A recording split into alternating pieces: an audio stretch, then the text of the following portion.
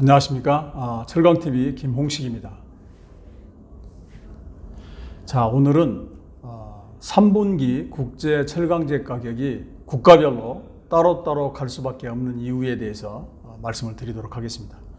최근 국제 철강제 가격의 특징 중 하나가 한동안 동조 현상을 보이던 가격이 국가별 또는 지역별로 따로 움직이는 모습을 보이고 있습니다. 그래서 과연 이러한 현상이 왜 일어났고 또 언제까지 지속될 것인지, 또 3분기에 가장 궁금한 것은 한국은 추가로 가격을 더 올릴 수 있을 것인지 이러한 가능성에 대해서 살펴보도록 하겠습니다. 먼저 이제 왜 이런 현상이 나타나느냐, 요 그래프가 이제 국제 가격을 갖다가 보여주고 있는 그래프인데요. 6월 둘째 주 현재 열연 기준으로 전 세계 주요 국가들 가격을 보면 미국은 무려 톤당 1,700불입니다. 그리고 독일이 1,390달러, 그러니까 1,150유로인데 달러 환산하면 1,390달러 정도 되고요. 반면에 일본은 870달러로 좀 낮습니다. 그리고 중국이 920달러, 베트남이 960달러, 한국이 달러 환산했을 때 약 1,160달러 정도 됩니다. 그래서 전체적으로 보면 아시아가 유럽이나 미국보다는 좀 낮은 것 같지만, 사실 곰곰이 들여다보면 아시아 국가 중에서는 일본을 제외하고는 동남아 한국은 가격 상승세가 매우 가파르다는 점을 알 수가 있습니다. 그러면 왜 이런 현상이 벌어졌느냐, 특히 이제 아시아 쪽에서는 왜 영향을 많이 받느냐, 사실은 이제 아시아는 일본을 제외를 하고는요, 중국 의존도가 굉장히 높습니다. 그런데 중국이 5월 1일자로 수출세 환급을 전면 취소를 시켰죠. 그러다 보니까 중국 메이커들이 이 취소분을 전량 가격에 전가를 시켰습니다. 그렇게 해서 요 전가시킨 것이 그 역내 내수 가격을 끌어올리는 그런 효과로 나타났다라고 이렇게 설명을 드릴 수가 있겠고요. 자, 그러면 왜 지역별로 가격이 따로 움직일까요? 첫 번째는 코로나 때문에 그렇습니다. 지금 코로나 확진 상황도 그렇고 백신 접종 비율도 그렇고 국가마다 차이가 굉장히 큽니다. 자, 여기 여러분들이 보시는 이 그래프는 코로나 확진 비율인데요. 전체적으로 보시면 전 세계적으로 확진자 숫자는 눈에 띄게 줄고 있지만, 아직도 인도라든가 중남미라든가 터키 혹은 동남아 일부 국가에서는 여전히 코로나가 성행하고 있고, 또 이 때문에 건설이나 제조업 가동, 또 물류까지 차질을 빚고 있습니다. 그 다음 그래프가 이제 백신 접종 비율인데요. 전 세계적으로 지금 6.2% 정도 백신 접종을 했다고 이렇게 나오고 있는데요. 그런데 문제는 이제 선진국, 뭐 이스라엘이라든가 미국이라든가 유럽의 선진 국가들은 이미 절반 가까이 백신을 맞았고요. 그러다 보니까 이제 경제 활동도 많이 완화하는, 풀어주는 이런 상황인데, 아까 말씀드린 뭐 인도, 뭐 동남아 일부 국가 이런 나라들은 여전히 굉장히 코로나 때문에 제한이 많습니다. 자, 그리고 이 때문에 두 번째 요인은 이 때문에 사실은 이제 철강제 소비가 많이 늘어나려고 하면 건설이라든가 제조업 생산이 많이 늘어나야 되는데, 이건 역시도 코로나 때문에 국가별로 차이를 보이고 있다는 겁니다. 지금 그래프가 이제 OECD 경기 선행지수와 산업생산지수를 보고 있는데요. OECD 경기 선행지수나 산업생산지수 모두 다 대부분이 코로나 이전 수준을 갖다 회복을 했습니다. 그러나 이 역시도 미국이라든가 EU라든가 중국이라든가 한국 등 이제 이런 나라들은 대부분 코로나 이전 수준을 회복을 했지만, 브라질이라든가 인도라든가 터키라든가 뭐 동남아 일부 국가 이런 국가들은 아직도 회복이 굉장히 더딘 상황이다. 이 얘기는 이 회복 속도에 따라서, 다시 얘기하면 제조업 가동률이라든가 건설 현황 이런 거에 따라서 철강제 소비량도 국가마다 차이를 보이고 있다. 이렇게 얘기할 수가 있겠습니다.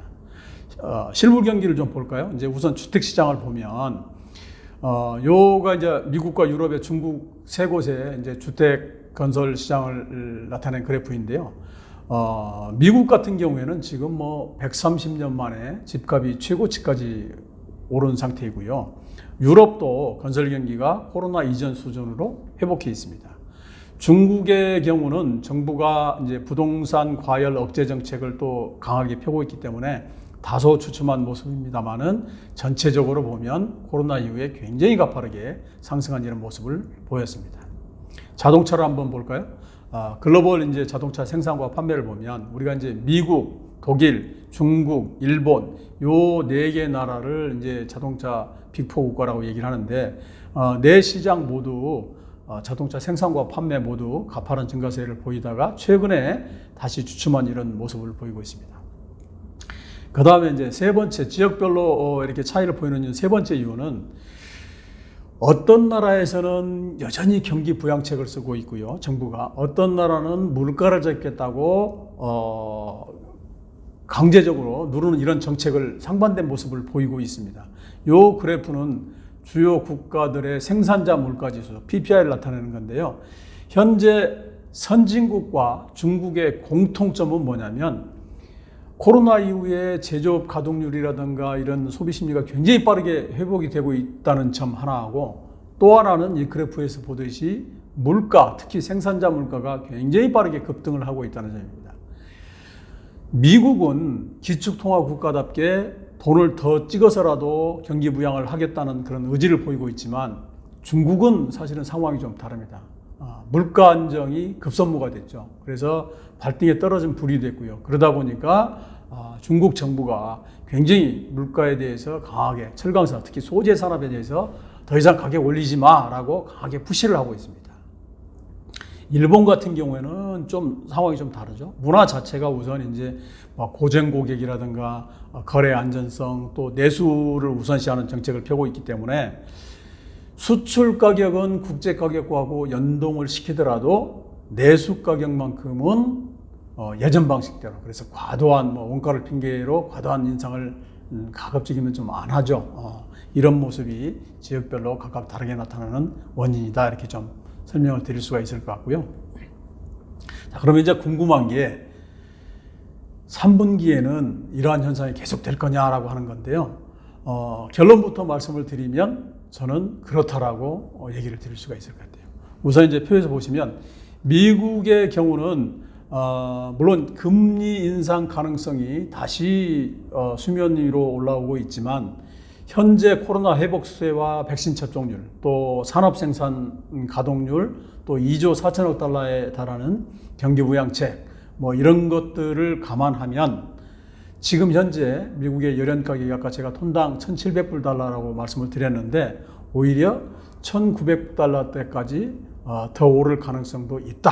그래서 미국은 앞으로 3분기 내내 고가 행진이 지속될 것이다 라고 좀 보고 있고요.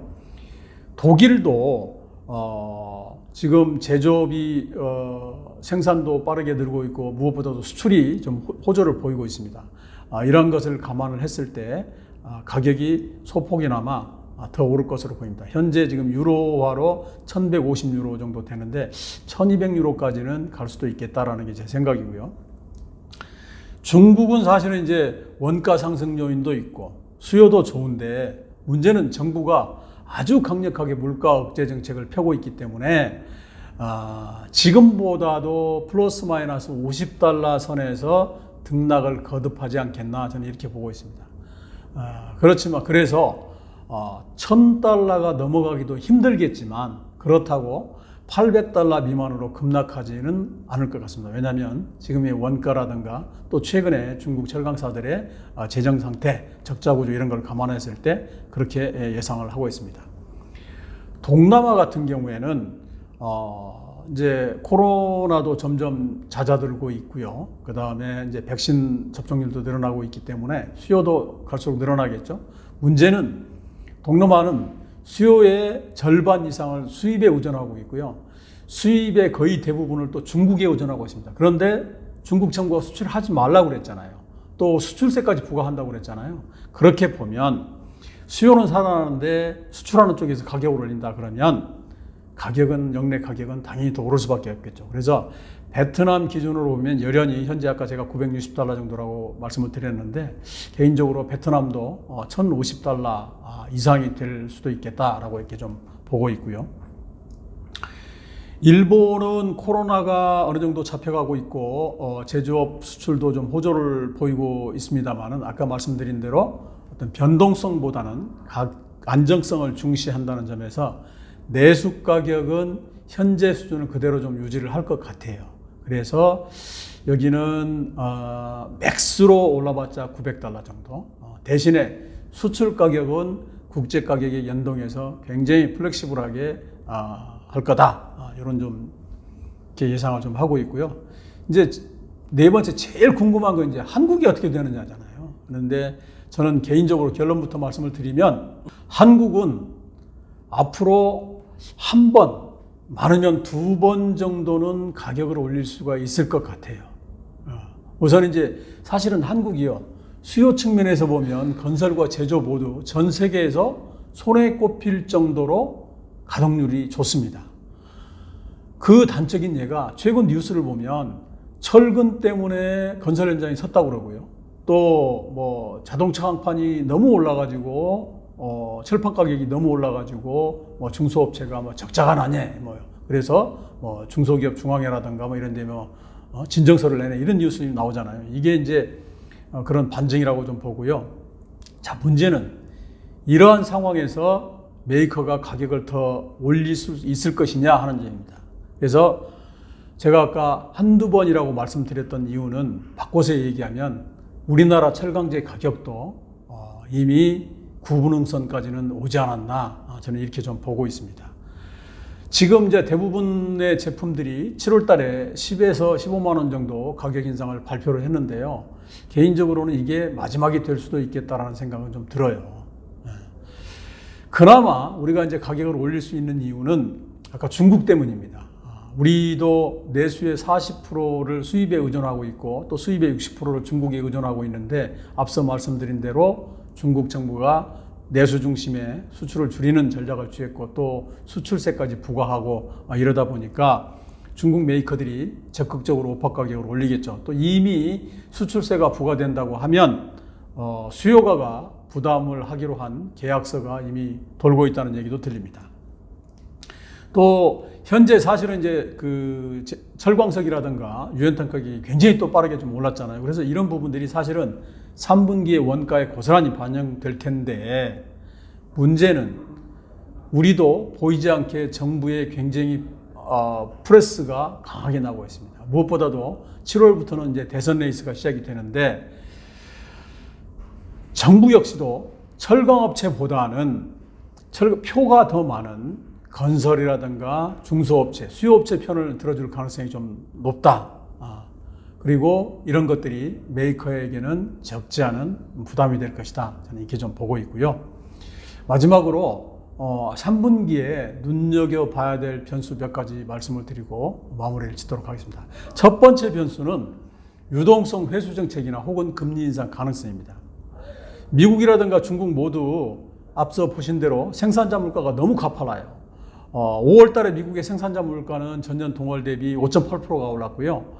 중국은 4월 달에 억제 정책을 굉장히 강하게 하고 가격 올리지 말아라고 했는데도 불구하고 4월 달에 6.8%에서 5월 달에 줄어들 줄 알았더니 오히려 9.0%까지 늘었어요.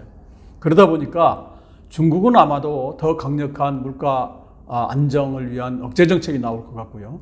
미국도 조심스럽게 금리 얘기를 다시 꺼내는 이유가 바로 이 때문입니다. 두 번째는 금리 인상이나 유동성 회수 정책이 아니다 하더라도 정부가 아까 말씀드린 대로 어느 정부나 물가가 너무 올랐기 때문에 특히 대선이 끼어 있는 한국 같은 경우에는 보이지 않게 압박을 넣을 것이다. 다시 얘기하면 포스코나 현대제철이 우리 프라이스 리더 두 업체가 정부 눈치 보지 않고 과감하게 가격을 올릴 수 있을까라고 하는 좀 생각이 듭니다. 마지막으로 좀 유념하셔야 될 게 미국하고 중국하고의 패권 경쟁입니다. 저는 개인적으로 신냉전 시대가 다시 도래했다 이렇게 좀 보고 있는데요. 아마 코로나가 끝나면 끝날수록 그 시점이 가까워올수록 이 경쟁은 더 우리한테 와닿을 거예요. 근데 차이는 뭐냐면 트럼프 때는 미국 우선주의를 했잖아요. 동맹도 필요 없고 미국만 잘 되면 돼라고 했는데 바이든 정부 때는 동맹하고 같이 간다는 얘기입니다. 그 얘기인즉슨 중국이나 미국이나 노골적으로 어느 한쪽에 확실하게 편을 설 거를 갖다가 줄서기를 요구한다는 얘기죠. 우리 한국 같은 경우에는 안보는 미국, 경제는 중국, 이러한 지금까지 이런 기조를 유지를 해왔는데 이 정책이 통하지 않을 수 있다라고 하는 점입니다. 그래서 나중에 기회가 되면 신냉전 시대에 대해서는 다시 별도로 제가 말씀을 드리기로 하고 오늘 얘기를 마치도록 하겠습니다. 감사합니다.